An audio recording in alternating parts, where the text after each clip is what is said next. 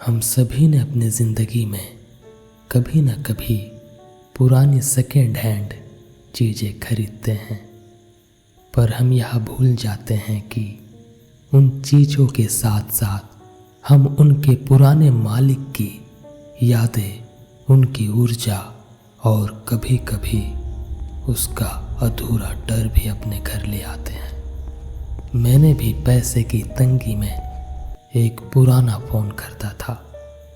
मुझे नहीं पता था कि उस फ़ोन की मेमोरी में सिर्फ गाने और तस्वीर नहीं, बल्कि किसी की मौत से पहले के आखिरी पल भी रिकॉर्ड थे। कमज़ोर दिल वाले इस कहानी से दूर रहें। चलिए कहानी को शुरू करते हैं। 2 साल पहले की बात है।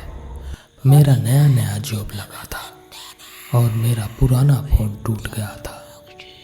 नया फ़ोन खरीदने की बजट नहीं थी, तो मैंने शहर के लोकल मार्केट से एक अच्छी कंडीशन वाले सेकेंड हैंड फ़ोन ले लिया। फ़ोन बिल्कुल नया लग रहा था और बढ़िया काम कर रहा था।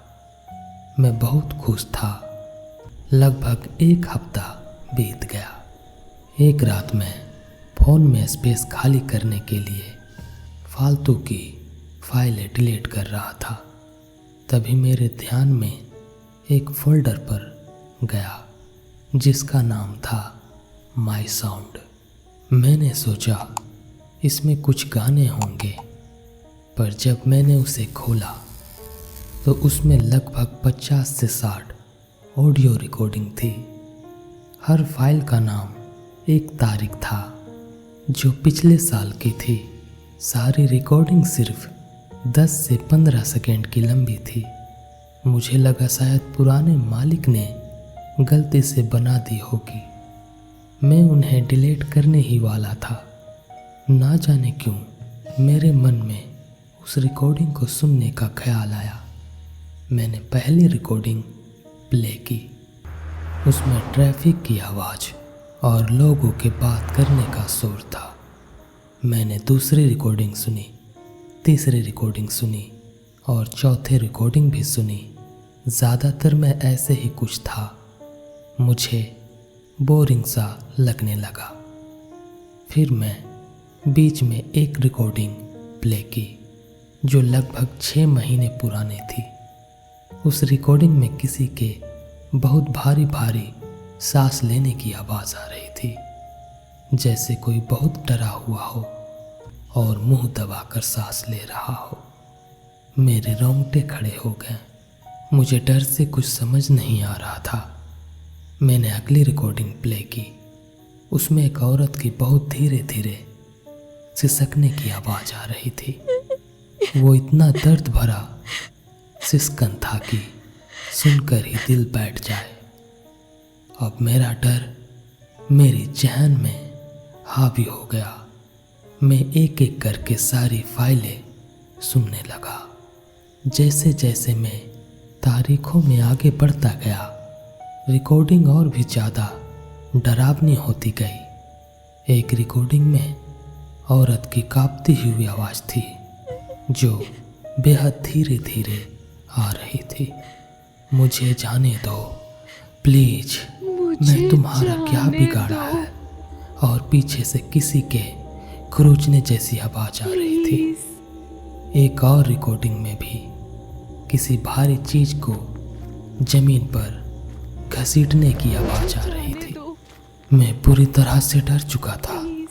ये किसी की निजी जिंदगी के भयानक पल थे जो गलती से रिकॉर्ड हो गए थे। मुझे फ़ोन बंद कर देना चाहिए था, पर मैं खुद को रोक नहीं पाया। मैं आखिरी रिकॉर्डिंग तक पहुंच गया। उस फाइल की तीसरी ठीक 1 साल पुरानी थी। उसकी लंबाई सिर्फ 10 सेकेंड की थी। मेरे हाथ पैर सब कांप रहे थे, पर मैंने उसे प्ले कर दिया। रिकॉर्डिंग शुरू हुई। 1 सेकेंड, 2 सेकेंड, 5 सेकेंड, सिर्फ खामोशी, कोई आवाज़ नहीं, मुझे लगा शायद खाली होगी, और तभी 9वें सेकेंड में उस खामोशी की चीरती हुई एक आवाज़ आई। वो किसी इंसान की आवाज़ नहीं थी, वो एक बहुत ही गहरी, सूखी और खुदरी फुसफुसाहट थी, जैसे कोई मेरे कान में बोल रहा हो। उसने कहा, अब तुम्हारी बारी है। मैं फ़ोन हाथ से उछालकर बिस्तर से कूद गया। मेरा पूरा शरीर पसीने से भीग गया था और दिल ऐसे धड़क रहा था जैसे बाहर निकल आएगा। वो आवाज़ वो मेरे दिमाग में गूंज रही थी। मैं हिम्मत करके फ़ोन उठाया और उसे फॉर्मेट करने की कोशिश की, पर वो माय फोल्डर वाला फोल्डर डिलीट ही नहीं हो रहा था। असली खौफ तो अगली रात शुरू हुई। मैं सो रहा था कि अचानक मेरे फ़ोन की स्क्रीन जली। मैंने देखा वॉइस रिकॉर्ड ऐप अपने आप खुला हुआ था और एक नई रिकॉर्डिंग बन रहा था। इससे पहले कि मैं कुछ करता, रिकॉर्डिंग अपने आप सेव हो गई। मेरे हाथ काँप रहे थे। मैंने वो नई रिकॉर्डिंग प्ले की। उसमें मेरी ही सोने और सांस लेने की आवाज़ थी, पर उसके पीछे बहुत ध्यान से सुनने पर उसी औरत के सिसकने की हल्की हल्की आवाज़ आ रही थी।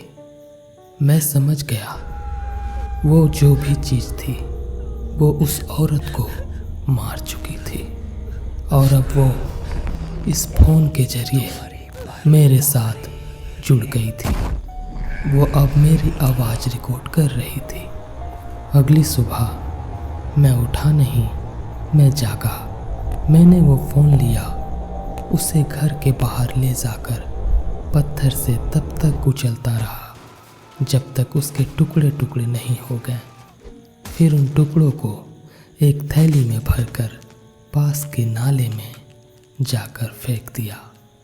आज तक मुझे नहीं पता कि उस फ़ोन में क्या था, किस इंसान का साया या कोई शैतानी ताकत।